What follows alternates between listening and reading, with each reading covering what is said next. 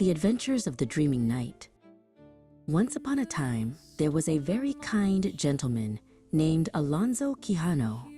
He lived in a cozy little house filled with bookshelves that reached all the way to the ceiling.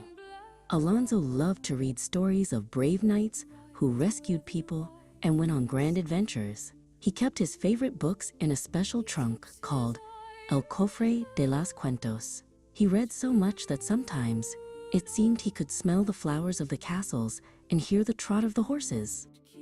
One day, Alonso closed his book and decided that he wanted to be a hero too. He searched in his attic and found an old suit of armor, which he cleaned with great care. He placed a shiny metal bowl on his head as if it were a real helmet and looked in the mirror. He was no longer Alonso. Now he was the brave Don Quixote of La Mancha. Every knight needs a steed, so Don Quixote went to find his horse. He was a skinny and somewhat slow animal, but to the knight's eyes, he was the most majestic horse in the world. "I shall call you Rocinante," he said affectionately.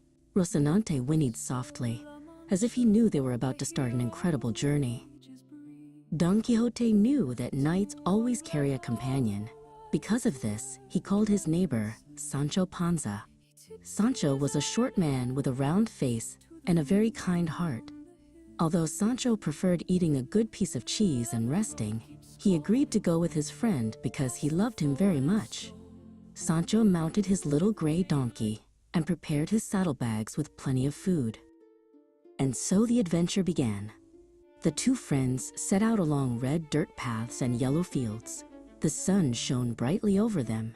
Don Quixote rode in front, looking toward the horizon with bravery, while Sancho followed at a slow pace, enjoying the scenery and the fresh country air.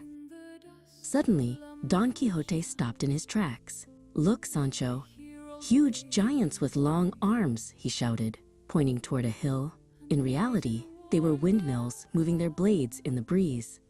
Don Quixote, convinced they were evil, readied his lance and charged toward them to protect everyone. Zap! One of the windmill's blades hit the lance, and Don Quixote went rolling onto the grass. Sancho ran as fast as he could to help him. "Oh, my lord! I told you they were only windmills," Sancho remarked as he brushed the dust off the armor. Don Quixote smiled and said, "Giants are clever, Sancho, but we shall press on." On another occasion, they saw a great cloud of dust coming toward them. "An enemy army!" Don Quixote exclaimed. But when the cloud cleared, what appeared was a flock of white and fluffy sheep. The little sheep bleated happily. "Ba ba!" The shepherds waved at the travelers, and Sancho remembered once more that the world is very different from books. Sometime later, Don Quixote met the Knight of the White Moon, who challenged him to a friendly contest. Although Don Quixote did not win that battle, he remained steady and noble. He learned that you don't always have to win to be a true knight. The most important thing is to defend what you believe in with a pure heart.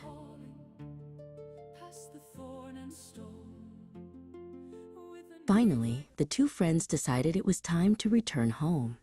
As they walked toward their village, Don Quixote understood that his adventures had been real in his heart. Sancho learned that dreaming makes life more fun and that there is no treasure greater than friendship. Together, under the stars, they returned happily to their house to put their memories back into El Cofre de los Cuentos. In the dust of La Mancha, I hear old pages breathe.